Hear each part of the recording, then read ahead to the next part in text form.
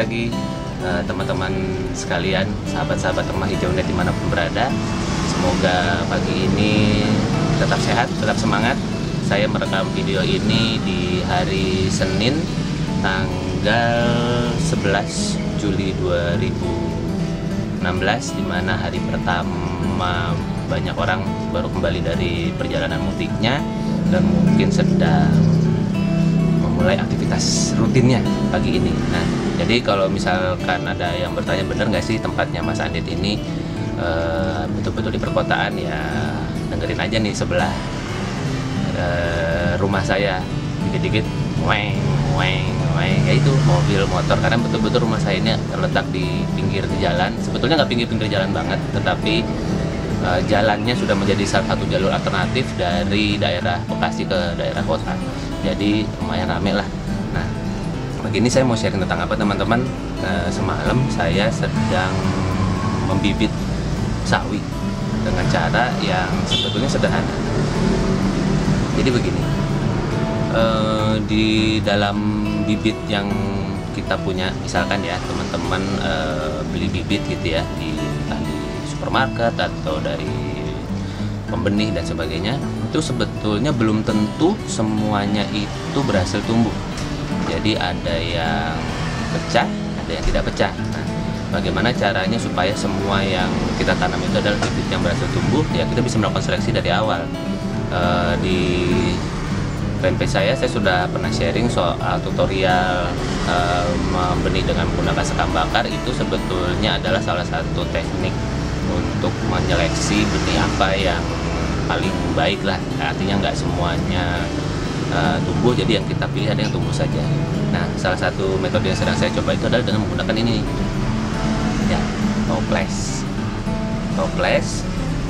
apa aja yang penting tertutup, lalu kemudian menggunakan kain flanel, kain yang sangat mudah didapat di pasar manapun. Kalau di pasar Ciplak dekat rumah saya itu harganya sekitar Rp5.000 per lembar besar.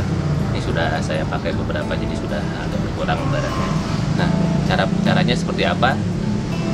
Toplesnya ini disiapkan, lalu kain panelnya dibasahi, diberi air, ditaruh di bagian bawahnya seperti ini, lalu kemudian bibitnya ya tebar saja, tebar secukupnya, tutup, lalu simpan di tempat yang gelap. Kenapa gelap? Karena ternyata benih itu membutuhkan dua hal untuk bisa pecah, yaitu pertama dia butuh kelembapan, lalu yang kedua dia butuh kegelapan. Jadi dua hal itu yang dibutuhkan oleh benih supaya dia bisa pecah. Itu sebabnya kenapa kalau benih tertimbun di dalam tanah dia akan pecah dan menjadi tanaman yang baru, kurang lebih seperti itu. Nah, ini adalah bibit sawi yang sudah saya benihkan sekitar 2 hari yang lalu. Coba kita lihat bagaimana hasilnya. Wah, sudah pada pecah ya. Maaf, saya pakai benih-benih ini akan saya siapkan sebagai generasi pengganti untuk nih tanaman-tanaman saya di instalasi hidroponik yang sudah siap panen di belakang. Saya butuh sekitar 80-an tanaman, dan mudah-mudahan ini cukup, jumlahnya sekitar 80. Kalau kurang kita tambah, kalau lebih pasti ada yang nampung. Yuk kita ikuti bagaimana proses pemindahan dari benih ini ke Rockwool versi saya di Rumah Hijau Net. Beberapa hal yang saya siapkan untuk persiapan membenih hari ini adalah saya coba menyiapkan yang pertama tentu wadahnya dulu, wadah untuk si nanti Rockwoolnya. Kita bisa pakai bekas bingkisan kue seperti ini, atau kita bisa menggunakan tray atau baki-baki plastik atau melamin seperti ini. Lalu juga kita siapkan Rockwool, ini yang sudah dipotong, ini yang belum dipotong seperti ini, masih dalam bentuk slab, masih sepotong besar. Lalu kita menggunakan gergaji besi untuk memotong, karena berdasarkan pengalaman pakai cutter nggak bagus, disobek-sobek apalagi pakai gunting susah. Nah, ini ternyata materi yang paling gampang untuk memotong Rockwool. Kenapa? Karena ternyata Rockwool itu memang bahan dasarnya batu, maka disebutnya Rockwool. Jadi ini adalah batu yang proses sedemikian rupa sehingga membentuk benang, makanya dia disebutnya rock wool dan sangat mudah dipotong kalau menggunakan bilik besi. Lalu jangan lupa satunya air ya.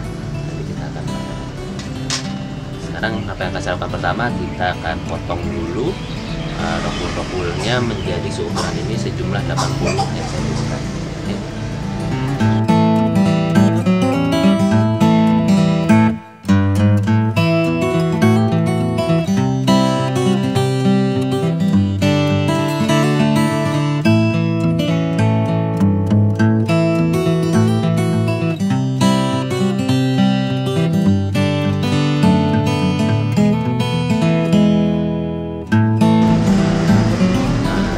Ini sudah ada sekitar 80 set sesuai dengan kebutuhannya diperlukan untuk si instalasi di belakang saya itu. Jadi kita lanjutkan ke bibit ya, sebelum kita kasih air dulu.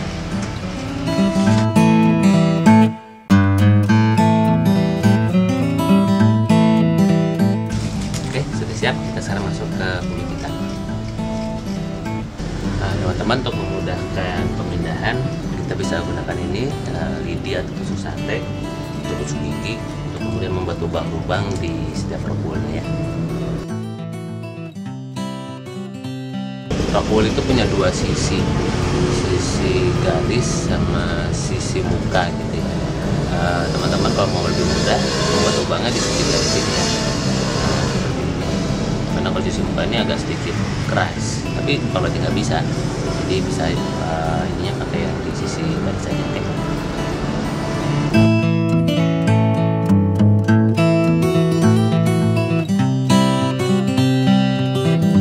Teman-teman, setelah ini kita akan memasuki tahapan pemindahan bibit. Jadi dari bibit sawi saya ini nih yang sudah mulai keluar rambut-rambut akarnya, ini kita akan masukkan ke dalam rock wool yang tadi kita sudah siapkan. Yang kita butuhkan tuh sebetulnya pinset. Nanti saya ambil dulu pinsetnya, nanti kita pindahkan bibitnya sama-sama ya. Teman-teman, bibit ini tuh lembut sekali ya, jadi betul-betul seperti bayi yang baru lahir. Jadi sedapat mungkin kita lakukan dengan lembut supaya tidak patah, tidak terputus akarnya, sehingga dia bisa jadi tumbuh menjadi tanaman yang optimal ya. Kita pindahkan sama-sama. Oke.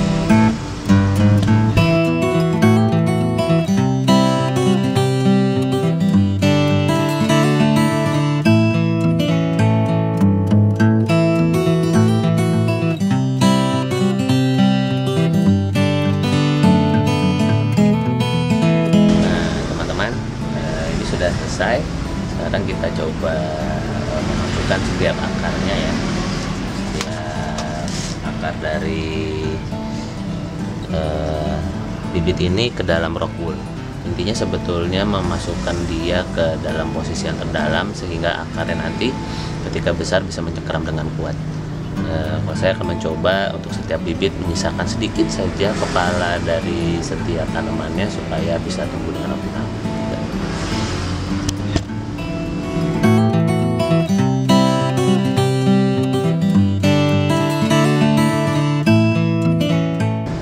Sudah selesai, ini semua bibit-bibit yang sudah diperbaiki posisinya, sudah siap jemur. Yuk kita jemur di sini.